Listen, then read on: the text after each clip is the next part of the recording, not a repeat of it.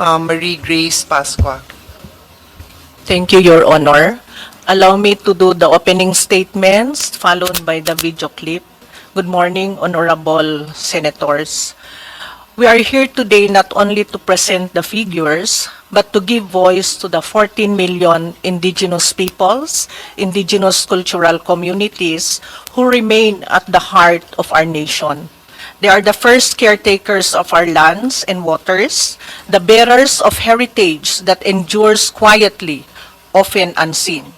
When we ask for a budget, we ask for the means to keep their lifeways intact, to protect their ancestral domains, and to ensure that the rights promised by law are made real in practice. The NCIP recognizes its own unfinished work. For too long, the machinery has been lacking, stretched, and constrained. Yet we are intent on challenge, on reforms that strengthen accountability, streamline processes, and make the Commission more responsive to the communities it serves. This budget, set at 1.8 billion, is both a lifeline and a commitment to rebuild trust, to deliver better, and to honor the mandate entrusted to us. The numbers, however, reveal the challenge starkly. At its core, this proposal translates to only 29.15 per indigenous person for an entire year, 29.15 pesos. It is a reminder of the limits we navigate, the enormity of what is expected with so little. But beyond the arithmetic are people, elders who safeguard memory, children who deserve opportunity, families whose dignity depends on land and culture. While the NEP states 1.8 billion, we appeal to restore for a 2.2 billion, which is the original proposal, to support the strategic directions of NCIP, the 10th Commission, in transforming the agency, in upholding the integrity of the ancestral domains, and empowering communities. We ask you, Your Honors, not just the peso amounts, but the lives they represent. In supporting this budget and appealing for the 2.2 billion, we affirm that inclusion is not abstract, that equity must extend to the very communities who first gave shape to this nation.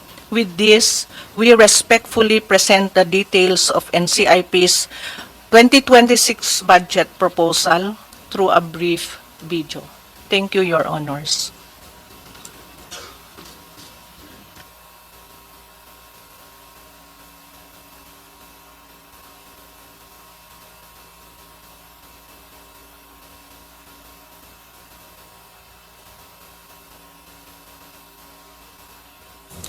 The National Commission on Indigenous Peoples presents its fiscal year 2026 budget proposal.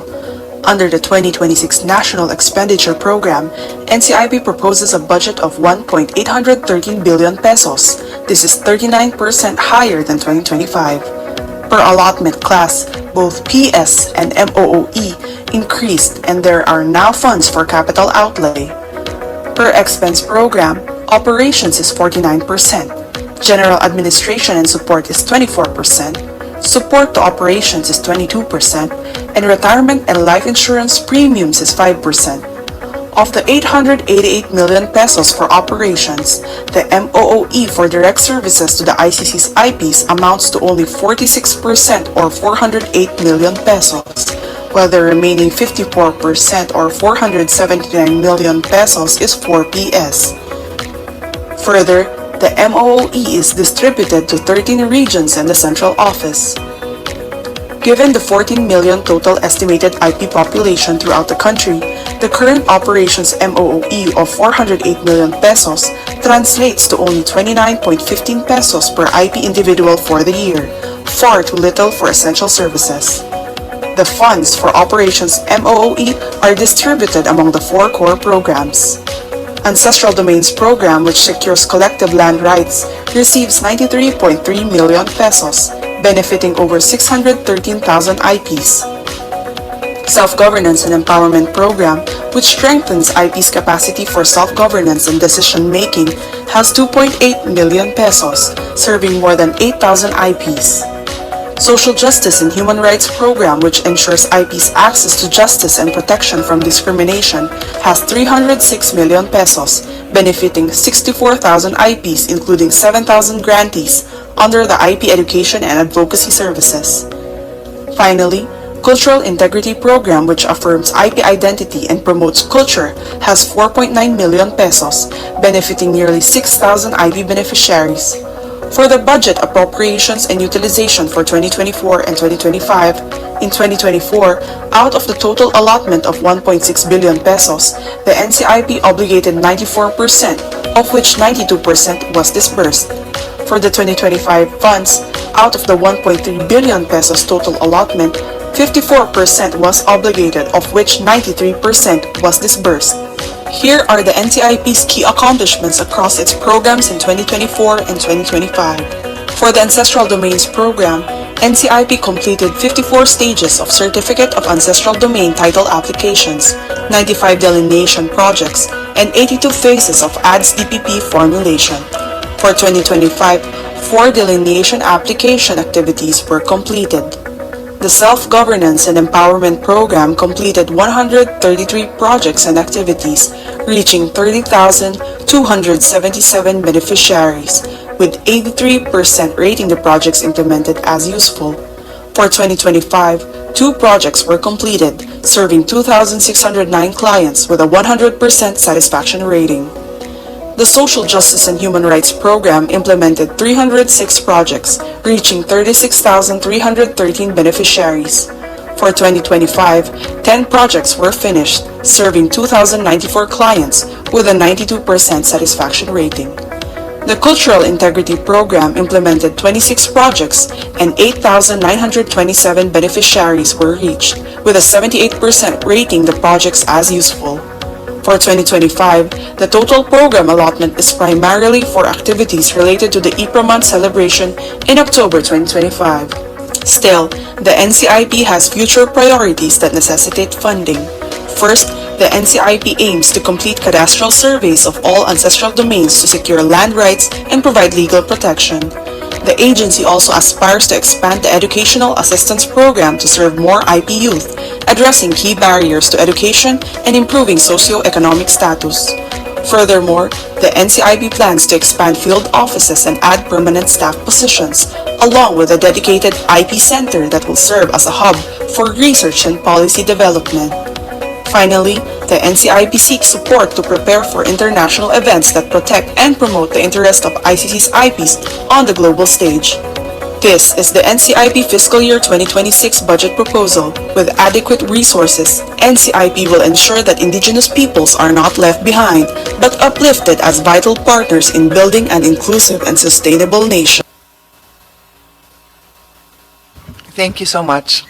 So let's proceed with our questions. Do you want to take the lead, Chair? You have the... Okay, sige. So Senator Tulfo, you have the floor. Thank you, Madam Chair. For fiscal year 2026, DSWD Office of the Secretary requested a budget of 362.3621 billion. Is this correct, Mr. Chair? Yes, Madam Chair. However, the DBM only recommended 221.5 billion, which is 140.9 billion, lower than the original budget request, correct? That is correct. Now, may we know from the Secretary what specific programs or activities or projects na maapektuhan po dahil sa budget cut po na ito? Ano-ano pong specific na mga programa, proyekto, activities na maapektuhan dahil kinaltasan po kayo ang original request niyo 362, ginawang 221, so binawasan ng 140.9 billion. Madam Chair. Madam Chair, Mr. Senator, the biggest item there would be protective services. Under protective services, nandun ho yung una, yung AKAP na nawala na ho siya. That line item is gone. That's around 26 billion from last year. And then if you look at the assistance to individuals in crisis situation, that also had a decline of around 14 to 15 billion. Saan pa tayo nawala? Those are the two biggest among others, Madam Chairman. Okay, Madam Chair, Mr. Secretary, sabi nyo, two items ang maapektuhan, yung AKAP, and then yung isa po is, if I'm not mistaken, AIX, that you were saying? Chair, if I can add some more. Meron din ho sa Sustainable Livelihood Program na decrease na 1.8 billion. And then they also removed the new innovation that we put in, the social case management for former rebel returnee, for former combatants at 500 million. And then not funded under this year was also another program that was, I believe, a amendment, the Litaw program at 100 million. And then, nawala rin ho yung dalawang foreign assisted because tapos na ho siya, the BFIRS and the PMNP, the Philippine Multisectoral Nutrition Project. Alright. Madam Chair, yung pong ayuda sa kapos ang kita AKAP program na suddenly appeared during the 2024 bicameral conference, dito medyo hindi ako actually sangayon po kasi parang nagdo-double lang po ang nagdo-duplicate lang po ito sa assistance doon po sa assistance for individual in crisis situation. Will you agree with me, Mr. Secretary, Madam Chair? If looking at it, yes, Madam Chair. But again, we merely implemented it when it came out of the budget. My next question, Madam Chair, is doon po sa AIX, magkano po ulit ang binawas?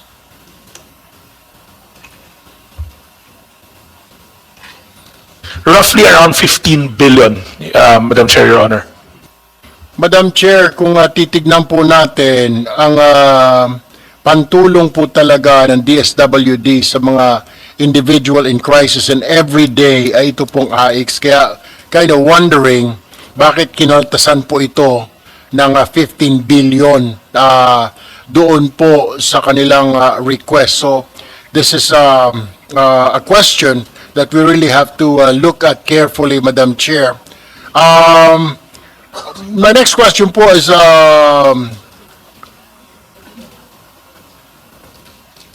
hindi po kayo nag-request ng AKAP this year, tama po? We did, Your Honor, but it was not granted. All right. Okay. Going back po doon sa Sustainable Livelihood Program, Madam Chair, isa rin po ito sa pantulong niyo para doon nag-e-exit po sa programa po natin sa 4Ps. Tama po, Madam Chair? Correct, Madam Chair, Your Honor, that is correct. At the same time po, pantulong niyo din po doon po sa mga walang kabuhayan para isa sa mga community. Is this correct? That is correct. We use the SLP for other poor na hindi ko kasama sa 4Ps. All right. So, yan. Nabanggit nyo rin po kanina yung tungkol po dito po sa Peace and Development Program po ninyo. Binawasan din po yata. Yes, Your Honor. Last year, in one of the Senate hearings, I believe it was Senator Raffy Tulfo who asked us kung natapos ma-decommission at mabayaran ng 100,000 yung mga ex-combatant, what happens next? There's a gap. Wala ho kasing case management office. So naglagay ho kami for 500 million this year, but that was also removed.